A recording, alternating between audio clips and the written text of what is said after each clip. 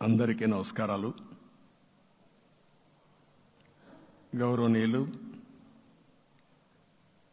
జనసేన అధ్యక్షులు మిత్రులు పవన్ కళ్యాణ్ గారు, అదే సందర్భంలో బీజేపీ రాష్ట్ర పార్టీ అధ్యక్షురాలు పురంధేశ్వరి గారు, గౌరవనీయులు అచ్చెన్నాయుడు గారు, ఈ సమావేశానికి విచ్చేసినటువంటి నూతనంగా ఎంపికైనటువంటి ఎన్డీఏ ఎమ్మెల్యే అభ్యర్థులందరికీ పేరు పేరున మనస్ఫూర్తిగా నమస్కారాలు, అభినందనలు, శుభాభినందనలు. అందరూ కూడా మనస్ఫూర్తిగా కంగ్రాచులేషన్స్. అదే సమయంలో మీరందరూ కలిసి నన్ను శాసనసభ నాయకుడిగా, ఎన్డీఏ శాసనసభ నాయకుడిగా ఎన్నుకున్నందుకు మనస్ఫూర్తిగా అందరికీ నమస్కారాలు తెలియజేస్తున్నా, అభినందనలు తెలియజేస్తున్నా, ధన్యవాదాలు. ఇప్పుడే మిత్రులు మాట్లాడారు. నేను కూడా చాలా ఎన్నికలు చూశాను. ఈసారి రాష్ట్ర చరిత్రలో ఎప్పుడూ ఇవ్వనటువంటి తీర్పు ఇచ్చారు. ఈ తీర్పు మళ్ళీ నిలబెట్టుకునే బాధ్యత మనందరిపైన ఉంటుంది.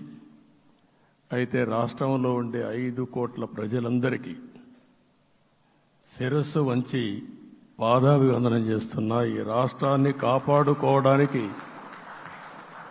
మీరు చూపించిన చొరవ కోసం అందరం కూడా ఒకటి క్యాంపెయిన్ చేశాం. ప్రజలు గెలవాలి, రాష్ట్రం నిలబడాలి. ప్రజలు గెలిచారు. రాష్ట్రాన్ని నిలబెట్టే బాధ్యత ఇక్కడుండే శాసనసభ్యులపైన, మనందరిపైన ఉంది. ఈ విషయం మనం గుర్తుపెట్టుకోవాల్సిన అవసరం ఉంది. ఒక అరాచక పాలన, ఒక విధ్వంసకర పాలన.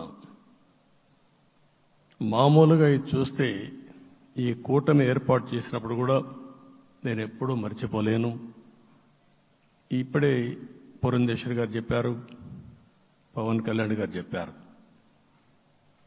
3 పార్టీలు కూడా ఒక అత్యున్నతమైన ఆశయాల కోసం పార్టీలు పెట్టినప్పటికీ ఈరోజు కలయిక కూడా మీరు చూస్తే, ఈ కలయికని చాలా ఎన్నికలు చూశాను కానీ నా చరిత్రలో ఎన్నికలైన తర్వాత కంప్లైంట్స్ ఉండేటివి. ఇక్కడ పలానోళ్ళు సరిగా పనిచేయలేదు, ఇక్కడ ఈ నాయకులు కోఆపరేట్ చేయలేదని. నేను చూసిన మొట్టమొదటి ఎన్నిక, ఈసారి ఎన్నికల్లో మాత్రం 100కి 100% 3 పార్టీల నాయకులు, కార్యకర్తలు సమిష్టిగా పనిచేశారు. దానికి కారణం మనం ఒకసారి అన్వేషిస్తే, ప్రజలు మనోభావాలకు అనుగుణంగా మన కార్యకర్తలు కూడా ప్రవర్తించే పరిస్థితికి వచ్చారు. రాష్ట్రంలో ఉండే ప్రతి ఒక్క కార్యకర్తని, 3 పార్టీల తరపున ఉండే ప్రతి ఒక్క కార్యకర్తని, నాయకుడిని మనస్ఫూర్తిగా అభినందిస్తున్నా, ధన్యవాదాలు తెలియజేస్తున్నా, కృతజ్ఞతలు తెలియజేస్తున్నా. మేము చాలా వేవ్స్ చూసాం. 94లో 1 సైడ్ ఎన్నికలు జరిగాయి. అప్పుడు కూడా ఇన్ని సీట్లు రాలా, ఇన్ని ఓట్లు రాలా. ఈరోజు మనం చూస్తే 175 సీట్లకు గాను 164 సీట్లు గెలిచాం. అంటే 11 సీట్లే ఓడిపోయాం. అంటే స్ట్రైకింగ్ రేట్ 93%. అంటే మామూలుగా 93% రావడం అనేది దేశ చరిత్రలోనే అరుదైన అనుభవం ఇది. అలాంటి అనుభవం ఇక్కడ చూపించారు. ఓటింగ్ కూడా 57% ఓట్లు వేశారు. మనకు 50% ఓట్లు వేస్తే ఎక్కువ అనుకుంటాం. అలాంటిది 57% ఆవరేజ్గా ఈ రాష్ట్ర ప్రజానీకం మనల్ని ఆశీర్వదించారంటే మనలో ఎంత బాధ్యత పెరిగిందో మనం ఒక్కసారి గుర్తుపెట్టుకోవాల్సిన అవసరం ఉంది. జిల్లాల వారీగా, పార్లమెంట్ల వారీగా విశ్లేషిస్తే శ్రీకాకుళం క్లీన్ స్వీప్, 7కు 7 గెలిచాం. విజయనగరం అన్నీ గెలిచాం. అరకు 2-3 ఎన్నికల్లో మనం గెలవకుండా ఈసారి ఎన్డీఏ అభ్యర్థులు చూస్తే 7కు 5 గెలిచాం. మన దురదృష్టం పార్లమెంటు పోయింది. అక్కడి నుంచి వైజాగ్ 7కు 7 గెలిచాం. అనకాపల్లి 7కు 7 గెలిచాం. దెన్ తూర్పుగోదావరి, కాకినాడ, అమలాపురం, రాజమండ్రి, నరసాపురం, పక్కన వస్తే ఏలూరు, మచిలీపట్నం, కృష్ణా, గుంటూరు, నరసరావుపేట, బాపట్ల అన్స్టాపబుల్ 7కు 7 గెలిచాం. అక్కడి నుంచి ఒక్క ఒంగోలులో బ్రేక్ పడింది, ఒక 2 సీట్లు పోయినాయి. అక్కడి నుంచి నెల్లూరు 7కు 7 గెలిచాం. తిరుపతి 7కు 7 గెలిచాం. కానీ దురదృష్టం పార్లమెంటు పోగొట్టుకున్నాం. చిత్తూరు ఎప్పుడు ఇన్ని సీట్లు గెలవాలి, 7కు 7 గెలిచాం. అక్కడి నుంచి రాజంపేటలో 7కు 4 గెలిచాం. 3 సీట్లు పోగొట్టుకున్నాం, పార్లమెంటు పోయింది. అక్కడి నుంచి మీరు చూస్తే చరిత్రలో ఎప్పుడూ గెలవని విధంగా కడపలో 7కు 5 గెలిచాం మనం. ఆ తర్వాత అనంతపురకు వస్తే క్లీన్ స్వీప్ 7కు 7 గెలిచాం. హిందూపూర్లో 7కు 7 గెలిచాం. నంద్యాల ఎప్పుడూ ఊహించని విధంగా 7కు 7 గెలిచాం. ఆ తర్వాత కర్నూలుకు వస్తే 7కు 5 గెలిచాం. నేను ఈ 11 మందిని కూడా అదే మారిగా జనసేన మిత్రులు పవన్ కళ్యాణ్ గారు 21 సీట్లు తీసుకొని 21 గెలిచాడు.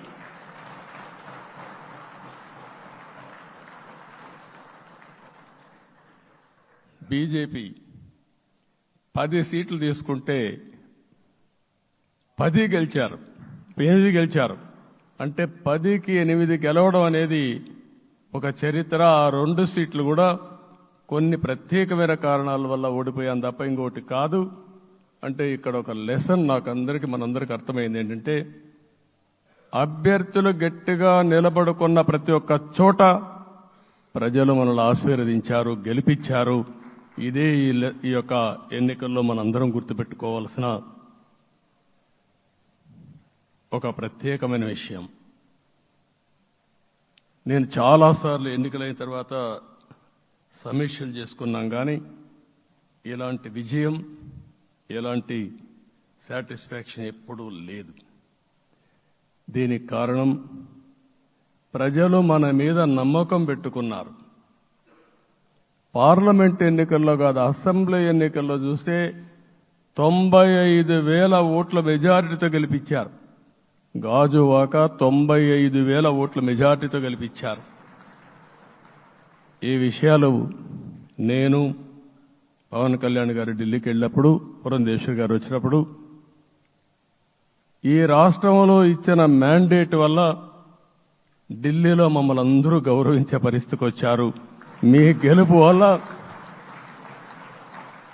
ఈరోజు ఆంధ్రప్రదేశ్ రాష్ట్ర ప్రతిష్ట పెరిగింది, గౌరవం పెరిగింది. మనకు కూడా గౌరవం పెంచుకునే పరిస్థితికి వచ్చాం. అయితే ఇక్కడ ఒక విషయం మనం గుర్తుపెట్టుకోవాల్సింది, ఎంపిక చేసినప్పుడు అన్ని విషయాలు మేము కూలంకుషంగా ఆలోచించాం. ఏ సీటు ఏ అభ్యర్థులు ఏ పార్టీ తీసుకుంటే గెలుస్తారో ఆలోచించాం. ఒకసారి నేను చాలాసార్లు చూసినప్పుడు సీట్ల ఎంపికలో చాలా సమస్యలు వచ్చేటివి. మొట్టమొదటిసారిగా మొన్న ఎంపికల్లో కూడా చిన్న చిన్న సమస్యలు తప్ప ఎక్కడా పెద్ద సమస్యలు రాలేదు. అంటే మేమందరం కూడా ఒకటి ఆలోచించాం, గెలిపే ధ్యేయంగా పనిచేయాలి. కాబట్టి ఏ సీట్లో ఎవరు సీట్ ఇస్తే వాళ్ళు గెలుస్తారో ఆ సీట్లే ఇచ్చాం. అదే సమయంలో సీట్లు ఇచ్చిన తర్వాత ప్రతి ఒక్కరూ గౌరవించి గెలిపించే బాధ్యతకు వచ్చారు. ఇంకొక పక్కన ఈరోజు మిమ్మల్ని అందరినీ ఇప్పుడే పవన్ కళ్యాణ్ గారు చెప్పినట్టు వారి యొక్క సమయ స్ఫూర్తిని నేను ఎప్పుడూ మర్చిపోలేను.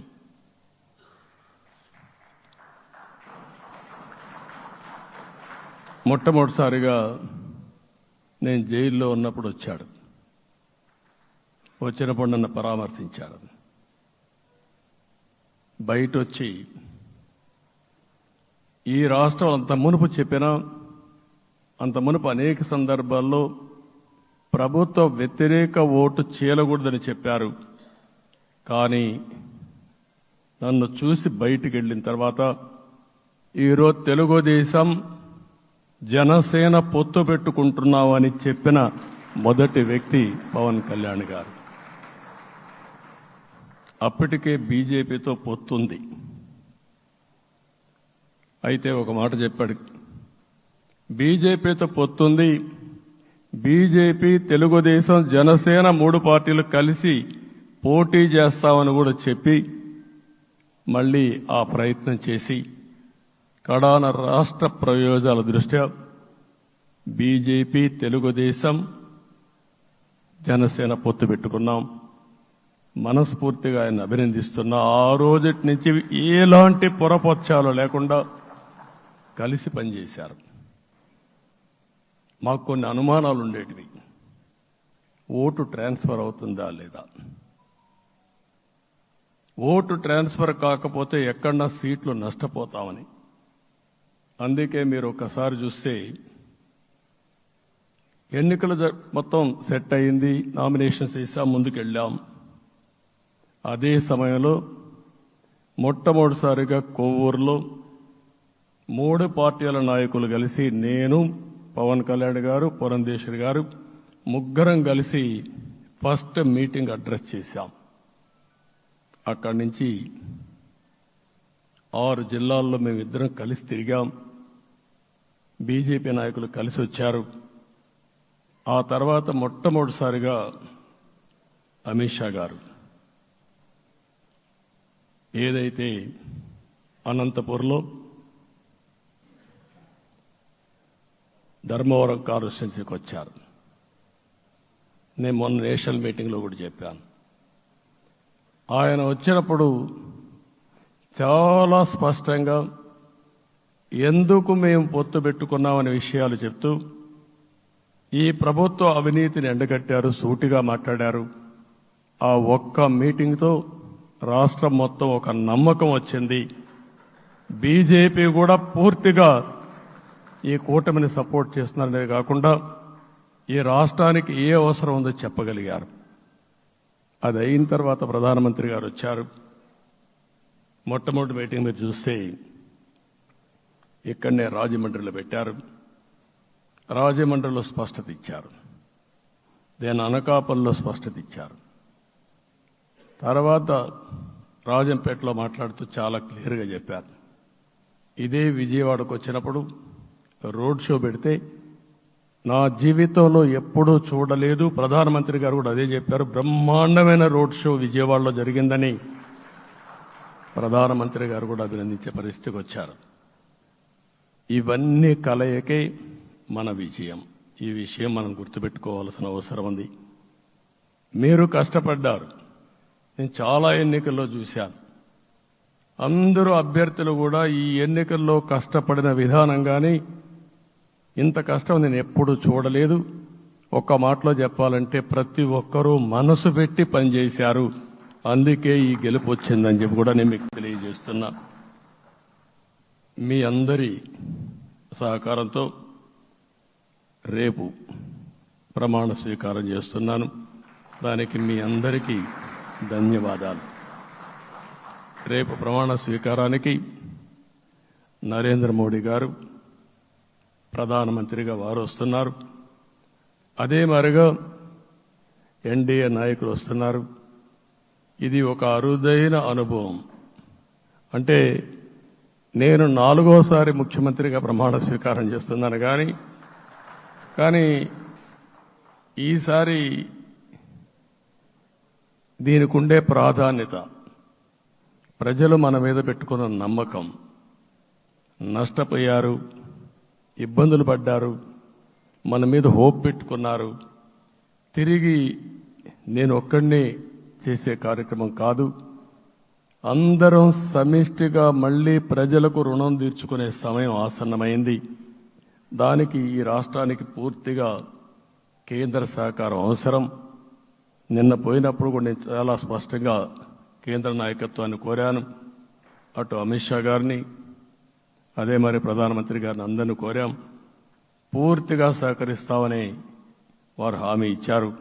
దానికి మనందరి తరపున కేంద్రంలో ఉండే ప్రధానమంత్రి నరేంద్ర మోడీ గారిని, అదే మరి అమిత్ షా గారిని, కేంద్ర నాయకత్వాన్ని, అదే మరిగా బీజేపీ దేశ అధ్యక్షుడైనటువంటి నేషనల్ ప్రెసిడెంట్ గారి నడ్డా గారిని మనస్ఫూర్తిగా అభినందిస్తున్నానని చెప్పి కూడా నేను మీకు తెలియజేస్తున్నాను.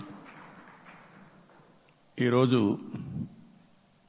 40 సంవత్సరాలుగా రాజకీయాల్లో ఉన్నాను. నేను ఎప్పుడు కూడా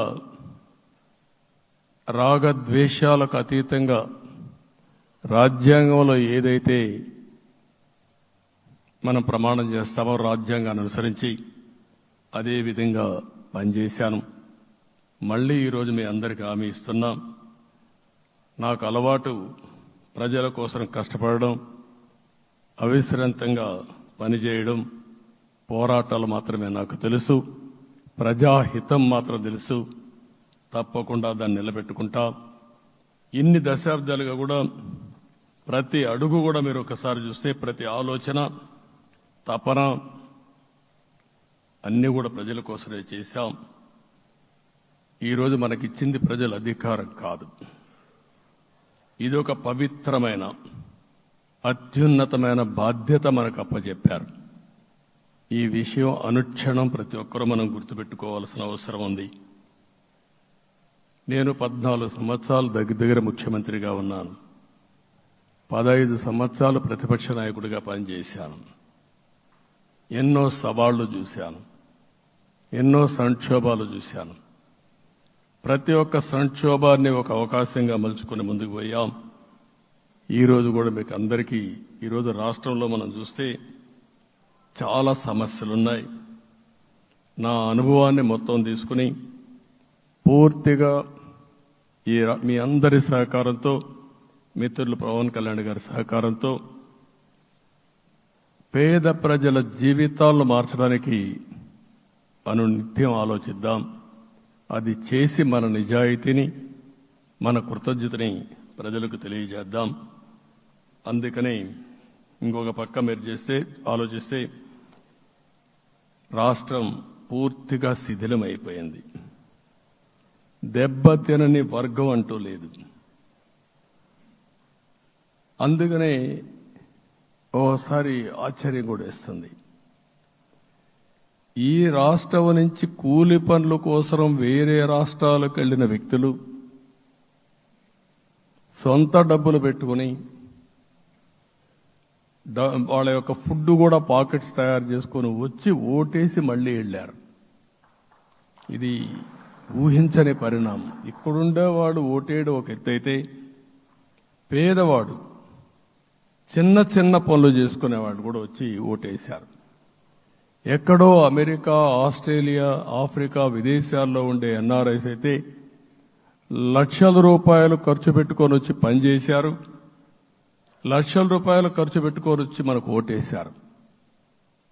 నా జీవితంలో ఎన్నోసార్లు ఎన్నికలు చూశాను, కానీ ఈసారి ఒక బాధ్యతతో ఓటర్స్ ప్రవర్తించిన తీరు శాశ్వతంగా తెలుగు జాతి చరిత్రలో మిగిలిపోతుంది.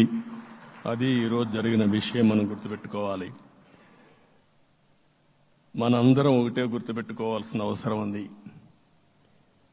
ఏ అహంకారంతో విర్రవీగిపోయారో ఆ అహంకారం కూలిపోయింది. ఎన్నోసార్లు మనం చెప్పాం, ఏ వ్యక్తికి పదవొస్తే వినయం కూడా అవసరం. పదవొచ్చిందని విర్రవీగిపోయి రేపనేది లేకుండా ఉంటుందనుకుంటే మాత్రం ఇదే జరిగే పరిస్థితి వస్తుంది. అయితే మీ అందరినీ నేను కోరేది ఒకటే, ఇవన్నీ ఒక కేస్ స్టడీగా మీరందరూ స్టడీ చేసుకోవాల్సిన అవసరం ఉంది. ప్రజలు బూతులు మాట్లాడే నేతల్ని, అరాచక శక్తుల్ని, అవినీతి పరుల్ని చూశారు. పాలకులంటే ఎలా ఉండాలో చూశారు. ఈ 5 సంవత్సరాల్లో పాలకుడు ఎలాంటి వాడు వచ్చి అర్హత లేని వ్యక్తి ఏ విధంగా ఉన్నాడో చూశారంటే, ఈరోజు ఇచ్చిన తీర్పు ఈ 5 ఏళ్లు పరిపాలించినటువంటి వ్యక్తి యొక్క ప్రవర్తన చూసిన తర్వాత ఇలాంటి వ్యక్తి పాలనకు పనికిరాడనే ఉద్దేశంతో ఓట్లు చేసే పరిస్థితికి వచ్చారు. ఇది నా ఉద్దేశ ప్రకారం ఒక కేస్ స్టడీ అవుతుంది, మనందరం కానీ జాగ్రత్తగా ఆలోచిస్తే. కానీ మనం కూడా అదే విధంగా కక్ష తీర్చుకోవాలి అని కానీ మనం ముందుకు పోతే మనకు కూడా సమస్య వస్తుంది. అదే సమయంలో ఒకటే చెప్తున్నా, తప్పు చేసిన వాడిని క్షమించి పూర్తిగా వదిలిపెడితే కూడా మళ్ళా అలవాటుగా మారుతుంది. తప్పు చేసిన వాళ్లకు శిక్ష పడవలసిన అవసరం ఉంది, చట్టపరంగా శిక్షించాల్సిన అవసరం ఉంది. అదే సమయంలో విధ్వంస రాజకీయాలు, కక్షా రాజకీయాలు కాకుండా ఇవన్నిటిని ప్రక్షాళన చేయాల్సిన అవసరం ఉందని చెప్పి కూడా నేను మీకు తెలియజేస్తున్నా. ఇంకొక పక్క 5 ఏళ్లలో ఎన్నో సంవత్సరాలు చూశాను కానీ కార్యకర్తలపైన దాడులు, హింసా రాజకీయాలు, అక్రమ కేసులు, వేధింపులు, కడాన సోషల్ యాక్టివిస్టులు కూడా ఇష్టానుసారంగా కేసులు పెట్టి హెరాస్ చేస్తే నిద్రపోకుండా వాళ్ళు కాపాడుకున్నాం. ఇంకొక పక్కన అన్ని పార్టీలకు 3 పార్టీలకు అనుభవం ఉంది. ఈరోజు మీరు చూస్తే ప్రాణాలు తీస్తూ అరాచకంగా ప్రవర్తిస్తూ తెలుగుదేశం పార్టీలో ఒక ఉదాహరణ చూసినప్పుడు అన్ని పార్టీలకు వర్తిస్తుంది. ఏదైతే మన పార్టీకి వ్యతిరేకంగా నేను ఆ పేర్లు చెప్పకూడదు కాబట్టి చెప్పలేదు, కానీ స్లోగన్ ఏమంటే కడాన మెడ మీద కత్తున్న జై తెలుగుదేశం అంటూ ప్రాణాలు వదిలిపెట్టే పరిస్థితికి వచ్చారు. ఇది ఊహించని పరిణామాలు ఇవన్నీ. ఇప్పుడు కూడా కళ్ల ముందర తిరిగే పరిస్థితి వస్తుంది. అందుకే ఈరోజు మనందరం కూడా ఇవన్నీ గుర్తుపెట్టుకొని, నాకు జరిగిన అవమానాలు చూశారు. నేను అందుకే మా కుటుంబానికి జరిగిన అవమానంతో నేను కూడా భరించలేక బయట వచ్చినప్పుడు ఒకటే శపథం చేసి వచ్చాను. ఆ శపథం, ఇది గౌరవ సభ కాదు, ఇది కౌరవ సభ. ప్రజాక్షేత్రంలో గెలిచి మళ్లీ ఈ సభను గౌరవ సభగా చేసి అడుగు పెడతానని చెప్పి శపథం చేసి బయట వచ్చాను. ఓసారి ఇవన్నీ చరిత్ర. ఆ శపథాన్ని ప్రజలు గౌరవించారు. గౌరవించిన ప్రజల్ని నిలబెట్టే బాధ్యత మనందరిపైన ఉంది. సభను కూడా ఎన్నోసార్లు పవన్ కళ్యాణ్ గారు చెప్పారు, భవిష్యత్తులో ఆంధ్రప్రదేశ్ శాసనసభని ఒక గౌరవ సభగా చేసి ప్రజా సమస్యల్ని చర్చిస్తామని చాలా స్పష్టంగా చెప్పారు. అలాంటి బ్రహ్మాండమైన వాతావరణం క్రియేట్ అవుతుంది. దానికి ఒక శాసనసభాపక్ష నాయకుడిగా నేను హామీ ఇస్తున్నా. మళ్లీ ఈ సభను గౌరవ సభగా, ఈరోజు మన పరిపాలన ప్రజా ప్రభుత్వంగా మనం ముందుకు పోవాల్సిన అవసరం ఉంది. ముందుకు పోతామని చెప్పి కూడా నేను మీకు తెలియజేస్తున్నా. ఇంకా కిందికి డెప్త్కి వెళ్తే గవర్నమెంట్లో ఏముందో ఇప్పటికి తెలియదు, ఎంత అప్పు ఉందో తెలియదు, ఎక్కడెక్కడ తెచ్చారో తెలియదు. ఇవన్నీ కూడా డెప్త్కి వెళ్ళినప్పుడు ఎన్ని లక్షల కోట్ల అప్పు ఉంది, ఏదేది తాకట్టు పెట్టారు, ఆర్థిక వ్యవస్థ ఏ విధంగా చిన్నాభిన్నం అయిపోయింది, ఇవన్నీ కూడా అధ్యయనం చేసుకోవాల్సిన అవసరం ఉంది. ఇరిగేషన్ రంగాన్ని పూర్తిగా నిర్వీర్యం చేశారు. రాష్ట్రానికి అతి ముఖ్యమైన ప్రాజెక్టు పోలవరం. కేంద్రం క్లియర్గా పోలవరానికి సహకరించారు.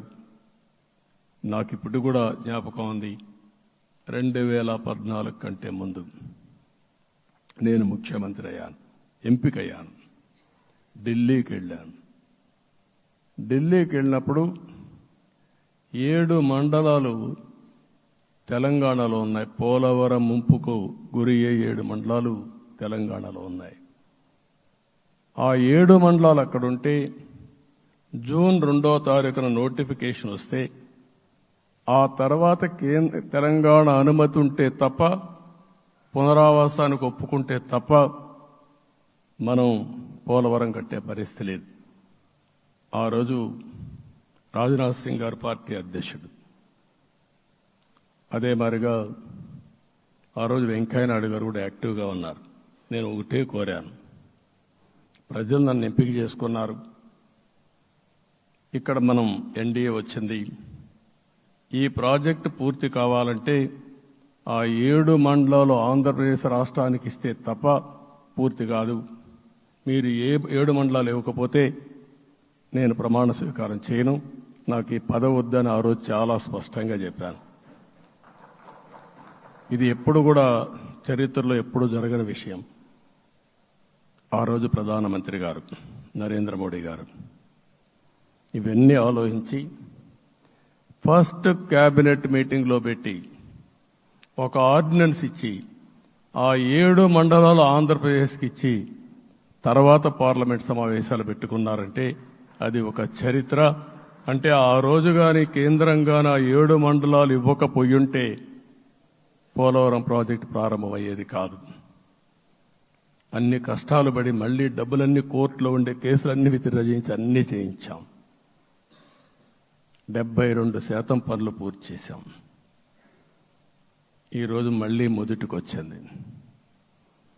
డయాఫామ్ వాల్ పూర్తిగా కొట్టుకొని పోయే పరిస్థితికి వచ్చింది, డ్యామేజ్కి అయ్యే పరిస్థితి వచ్చింది, ఎక్కడుందో తెలియని పరిస్థితి. మళ్లీ కేంద్ర సహకారంతో రాష్ట్రానికి అతి ముఖ్యమైన ప్రాజెక్టు పోలవరం, దీన్ని పూర్తి చేసే బాధ్యత, దీన్ని పూర్తి చేసి నదుల అనుసంధానం చేసి మన అందరం ప్రతి ఒక్క ఎకరాకు నీళ్లు ఇవ్వగలిగితే దానికంటే బ్రహ్మాండమైన కార్యక్రమం ఏమీ ఉండదు. వ్యవసాయ రంగం స్టెబిలైజ్ అవుతుంది. ఇది సాధించడానికి అన్ని విధాలా కష్టపడతామని చెప్పి కూడా నేను మీకు తెలియజేస్తున్నాను. ఇంకొక పక్క వ్యవసాయ రంగం పూర్తిగా సంక్షోభంలో పడిపోయింది. రైతులు అప్పుల పాలయ్యారు. 5 ఏళ్లలో 9 సార్లు కరెంటు ఛార్జీలు పెంచారు. ఈ విధంగా ఇవన్నీ కూడా ఇంకొక పక్క మీరు చూస్తే అమరావతి 10 సంవత్సరాల తర్వాత మన రాజధాని ఏదంటే చెప్పుకోలేని పరిస్థితి. ఇప్పటికి కూడా మనకు గుర్తొచ్చేది ప్రజావేదిక విధ్వంసం. అలాంటి దుర్మార్గమైన కార్యక్రమాలు జరిగాయి. ఇవన్నీ కూడా గుర్తు చేసుకుంటూనే కక్షపూరిత రాజకీయాలు కాకుండా కన్స్ట్రక్టివ్ పాలిటిక్స్కి మనం ముందుకు పోవాల్సిన అవసరం ఉంది. అందుకే ఈరోజు నేను ఒకటే మీ అందరికీ హామీ ఇస్తున్న, మీ ద్వారా ప్రజలందరికీ, మనది ప్రజాప్రభుత్వం.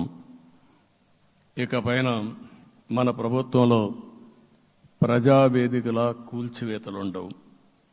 3 రాజధానులంటూ రాష్ట్ర భవిష్యత్తు ఆటలాడే పరిస్థితి ఉండదు. మన రాజధాని అమరావతి, అమరావతి రాజధాని. విశాఖపట్నం ఆర్థిక రాజధానిగా, ఒక ప్రత్యేకమైన సిటీగా, ఆధునికమైన నగరంగా తయారు చేసుకుందాం. దాన్ని ఎప్పుడు కూడా నేను కంబైన్డ్ ఆంధ్రప్రదేశ్ కూడా గుర్తుపెట్టుకున్నాను. విశాఖపట్నం అటు జనసేనకు, తెలుగుదేశానికి, బీజేపీకి ముగ్గురు కూడా చాలా ముఖ్యమైన నగరం ఇది. ఎందుకు నేను ఈ మాట అంటున్నానంటే, లాస్ట్ ఎలక్షన్లో 2014లో హరిబాబు అక్కడ ఎంపీగా గెలిచారు. తర్వాత విడిపోయిన తర్వాత 2014లో మళ్ళీ మనం పోటీ చేసినప్పుడు చేశాం. 2019లో 4 అసెంబ్లీ సీట్లు గెలిపించిన ఏకైక నగరం విశాఖపట్నం తెలుగుదేశం పార్టీకి. అదే మాదిరిగా ప్రజల్లో గణనీయమైనటువంటి అభిమానం జనసేన అధినేత పవన్ కళ్యాణ్ గారి పైన ఉంది. ఈ 3 కలిపి నిన్న ఒక సునామీ మారిగా వచ్చింది. అక్కడ ఒక్కొక్క సీట్లో మీరు చూస్తే 90,000, 90,000, 70,000, 80,000 మెజారిటీతో గెలిపించారంటే ఆనాటి ముఖ్యమంత్రి విశాఖపట్నాన్ని రాజధానిగా చేస్తాను, ఎన్నికలు అవుతానే అక్కడే ప్రమాణ స్వీకారం చేస్తానంటే నువ్వు రావద్దు అని ప్రజా తీర్పిచ్చిన రాజధాని నగరం విశాఖ నగరం. అంటే ఎలాంటి టెంప్టేషన్ కూడా లొంగలేదు వాళ్ళు. ఇది ఒక అనుభూతి. విశాఖపట్నాన్ని మర్చిపోయే సమస్య లేదు. తగిన గుర్తింపు ఇస్తాం, అభివృద్ధి చేస్తాం. ఇంకొక పక్క కర్నూలుని కూడా ఇదే మాదిరిగా చెప్పి కర్నూలుని జ్యుడిషియల్ క్యాపిటల్గా చేస్తామని కడాన ఏమీ చేయకుండా వదిలిపెట్టినటువంటి వ్యక్తి. ఈరోజు మీరు ఒక్కసారి గుర్తుపెట్టుకోవాల్సింది, నేను చాలా ఎన్నికలు చూశాను కానీ రాయలసీమలో వన్ సైడ్ ఎన్నికలు జరిగాయి. బ్రహ్మాండంగా ఓట్లేశారు. ఓట్లేయడమే కాదు, ఊహించనటువంటి మెజార్టీస్ ఇచ్చారు. ఇది నేను కొంచెం భయపడ్డాను బిగినింగ్లో, కానీ ఊపు చూసిన తర్వాత మాత్రం అనిపించింది అందరూ ఎక్స్పెక్ట్ చేశారు రాయలసీమలో కొంచెం ఇబ్బంది ఉంటుందని. అలాంటి రాయలసీమ తిరుగుబాటు చేసే పరిస్థితికి వచ్చింది. దానికి కూడా మనందరి మీద బాధ్యత ఉంది. కర్నూలుని అన్ని విధాల అభివృద్ధి చేసే బాధ్యత Telugu Desam party, Janasena, BJP, NDA కూటమి తీసుకుంటామని కూడా హామీ ఇస్తున్నాను. ఈ 3 సిటీలే కాకుండా మొత్తం అన్ని జిల్లాల్ని సమభావంతో ఆలోచించి మనం ముందుకెళ్దాం. ఇంకొక పక్క మనలో ఏ కోశాన కూడా అహంకారం ఉండకూడదు, అరాచకం అనేది ఎక్కడా కనిపించకూడదు. ఈ రాష్ట్రంలో అశాంతికి చోటు అనేది లేకుండా ముందుకు పోవాల్సిన అవసరం ఉంది. రాష్ట్ర ప్రజలందరికీ హామీ ఇస్తున్నా, సీఎం వస్తున్నాడంటే చెట్లు కొట్టేయడం, లేకపోతే రోడ్లు మూసేయడం, షాపులు బంద్ చేయడం, పరదాలు కట్టుకోవడం అవన్నీ ఉండవు. సీఎం కూడా ఒక మామూలు మనిషిగానే వస్తా, అందరితో కలిసి ఉంటాం. నేను సీఎంగా ఉన్నా, మా మిత్రుడు పవన్ కళ్యాణ్ గారు ఏ హోదాలో ఉన్నది కూడా రేపు అనౌన్స్ చేసుకుంటాం. మేమందరం కూడా సామాన్యమైన వ్యక్తులుగానే వస్తాం మీ దగ్గరికి, మీలో ఒక వ్యక్తిగా ఉంటాం. మాకు హోదా సేవ కోసరం తప్ప పెత్తనం కోసరం కాదు. ఆ విషయం ప్రజలందరికీ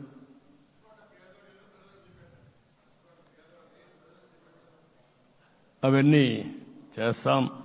ఇంకొక పక్కన నిన్న మొన్న నేను వస్తానంటే వాళ్ళకు కూడా తెలుసు కాబట్టి ఎన్డీఏ అభ్యర్థిగా అంటే శాసనసభ నాయకుడిగా ఎన్నుకుంటారనే ఉద్దేశంతో, ముఖ్యమంత్రి అవుతాను ఉద్దేశంతో రోడ్లన్నీ కూడా నిలిపేస్తాను. నేను ఒకటే చెప్పాను, మేము వచ్చినప్పుడు ఒక్క నిమిషం ఒక సిగ్నల్కి ఇంకొక సిగ్నల్కి కొద్దిగా గ్యాప్ పెట్టుకోండి. అవసరమైతే ఒక 5 నిమిషాలు లేట్ అయినా మాకు పర్వాలేదు, కానీ ప్రజలు ఎవ్వరికీ ఇన్కన్వీనియన్స్ కలగకూడదని చాలా స్పష్టంగా ఆదేశాలు ఇచ్చాం. కాబట్టి అవన్నీ మనం చేద్దాం. ఇంకొక పక్కన దాడులు చేసి బాధితులపైనే కేసులు పెట్టే పరిస్థితి ఉండదు ఈ రోజు నుంచి. అది కూడా మనం చూశాం. ఏ ఒక్కరి ఆత్మగౌరవానికి భంగం కలగదు. ఒక పాజిటివ్ గవర్నెన్స్ అన్ని చోట్ల కనపడుస్తుంది. ప్రజాహితం కోసమే పనిచేస్తాం. ప్రతి నిర్ణయం, ప్రతి అడుగు ప్రజల కోసమే ఉంటుంది. స్టేట్ ఫస్ట్ అనే నినాదంతో ముందుకు పోతాం. ఈరోజు మేము ముగ్గురం కూడా ఢిల్లీలో వెళ్ళినప్పుడు కూడా మా ఆలోచన ఈ రాష్ట్రం ముందుండాలనే ఉద్దేశంతోనే ముందుకు పోయాం. అదే సమయంలో ఈరోజు మన రాష్ట్రానికి కూడా సముచితమైన గౌరవం. 3 మంత్రులు కేంద్రంలో మన వాళ్ళు ఉండే పరిస్థితికి వచ్చారు.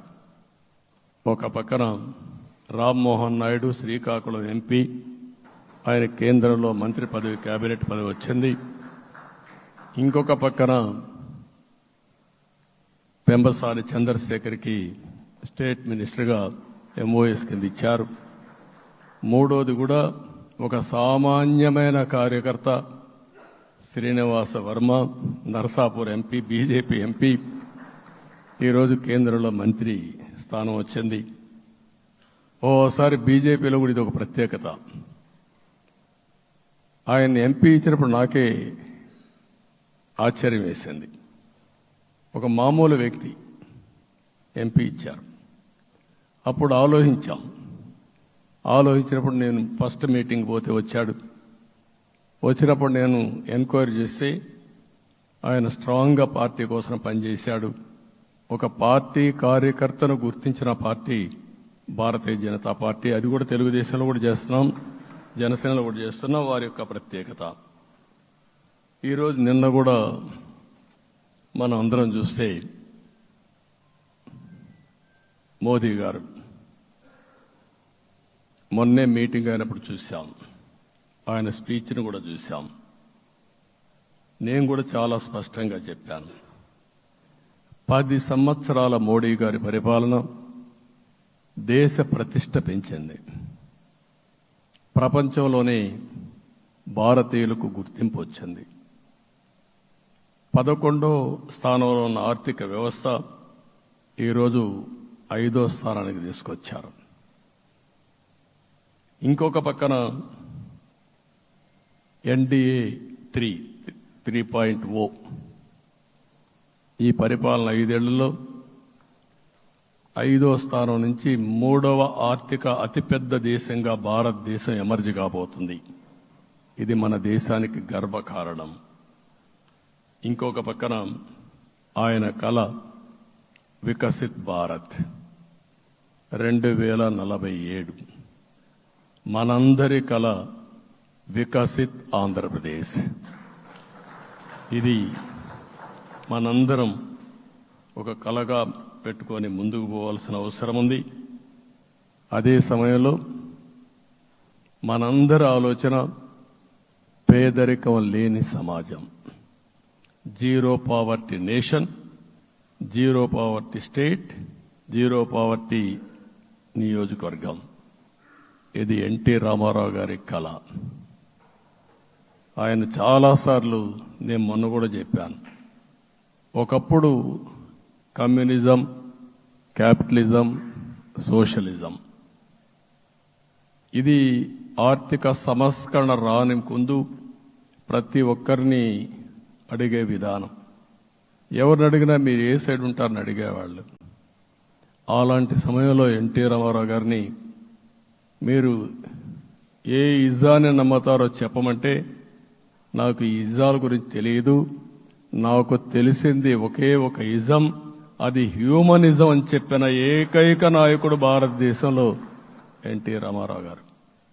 ఆయన ఆ రోజు చెప్పింది పేదరికం లేని సమాజాన్ని సృష్టించాలని, పేదవాళ్లే దేవుళ్ళు, సమాజమే దేవాలయం అని చెప్పిన వ్యక్తి. ఆ కళని సాధికారం చేద్దాం. అదే నేను నిన్న చెప్పినప్పుడు కూడా ఈ దేశం అభివృద్ధి కావడంలో ఎలాంటి అనుమానం లేదు. కానీ ఆ అభివృద్ధి ఫలితాలు పేదవాళ్లకు తీసుకుపోవడంలో కాన్షియస్ ప్రజా నిర్ణయాలు తీసుకోవాలి, పబ్లిక్ పాలసీ తీసుకోవాలి. దానికి మన రాష్ట్రం నాంది పలికి కేంద్రానికి కూడా ఒక ఆదర్శంగా మనం నిరూపించుకుందాం. దానికి మీరందరూ కూడా మీ స్థాయిల్లో మీరు చేయాల్సిందిగా నేను కోరుకుంటూ ఈరోజు ప్రజలందరికీ విజ్ఞప్తి చేస్తున్నాం. మీరు ఓట్లు వేశారు, మమ్మల్ని గెలిపించారు, మీరు గెలిచారు, మీ పని అయిపోలేదు. కానీ మమ్మల్ని అనునిత్యం ఆశీర్వదించుతూ నడిపించే బాధ్యత ప్రజల్ని తీసుకోమని పూర్తిగా కోరుకుంటున్నా. ప్రజాస్వామ్యంలో ఎప్పుడు కూడా ఓట్లేసి బాధ్యత లేకుండా ఉండేవాళ్ళు, కావాల్సింది అడిగేవాళ్ళు. నిన్న ఎన్నికల్లో చాలా మందిని చూశాను. ఫస్ట్ టైం పోలింగ్ ప్రారంభం అవుతానే అరాకొర వచ్చేవాళ్ళు. పోలింగ్ స్టేషన్లో కూడా మనుషులు ఉండేవాళ్ళు కాదు. కొంతమంది మధ్య తరగతి అబవ్ ఉండేవాళ్ళైతే ఎప్పుడో మధ్యాహ్నం పైన పోదామని ఇంట్లో లీజర్గా పడుకునేవాళ్ళు. మధ్యాహ్నం పైన కూడా ఖాళీగా ఉంటే వచ్చేవాళ్ళు, ఎండలు ఎక్కువ ఉంటే కొంతమంది అవాయిడ్ చేసేవాళ్ళు. అందుకే మొన్న ఎన్నికల్లో మీరు చూస్తే ఫస్ట్ అవర్లో ప్రతి ఒక్క పోలింగ్ స్టేషన్ ఫుల్గా క్యూలు ఉన్నాయి. ఆ క్యూలు కంటిన్యూ అయింది. మీరు చూస్తే రాత్రి 2 గంటల వరకు క్యూలో నిలబడుకొని ఓట్లు వేశారంటే వాళ్ళ బాధ్యత వాళ్ళు నెరవేర్చారు. దానికి మనం అందరం గుర్తుపెట్టుకొని ఏ విధంగా చేయాలనో మనం కూడా చేయాల్సిన అవసరం ఉంది. ప్రజలందరికీ విజ్ఞప్తి చేస్తున్నా, మమ్మల్ని నడిపించండి. ఎక్కడైనా మేము తప్పు చేస్తే చెప్పే విధానం కూడా ఎస్టాబ్లిష్ చేస్తాం. ఎప్పటికప్పుడు ఫీడ్బ్యాక్ ఇవ్వండి. ఫైనల్గా కలిసి సాగుదాం, రాష్ట్రాన్ని పునర్నిర్మాణం చేద్దాం. నా జీవితంలో నేను చాలా చూశాను, కానీ నాకు ఒకటే కోరిక, భారతదేశం ప్రపంచ దేశాల్లో నెంబర్ 1 దేశంగా తయారు కావాలి. అవుతుంది, దాంట్లో అనుమానం లేదు.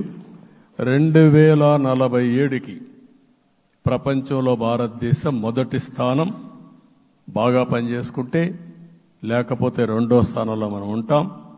అదే సమయంలో ప్రపంచం మొత్తం భారతీయులు నెంబర్ 1 స్థానంలో ఉంటారు. అది నరేంద్ర మోడీ గారి కళ. అది డెఫినెట్గా జయప్రదం అవుతుందని నేను ప్రగాఢంగా విశ్వసిస్తున్నా. ఇందులో నా స్వార్థం కూడా ఉంది. తెలుగు జాతి ప్రపంచంలోనే నెంబర్ 1గా ఉండాలనేది మన కోరిక. ఇప్పటికీ మీరు చూస్తే హైయెస్ట్ పర్ క్యాపిటా ఇన్కమ్ ప్రపంచంలో ఏ దేశంలోకి వెళ్ళా భారతీయులు సంపాదిస్తున్నారు. అందులో అగ్రస్థానంలో తెలుగు వాళ్ళు ఉన్నారు. అదే సమయంలో ఈ రాష్ట్రాన్ని నెంబర్ 1గా చేయాలనే సంకల్పం మనందరికీ ఉండాల్సిన అవసరం ఉంది. ఇది అసాధ్యం కాదు.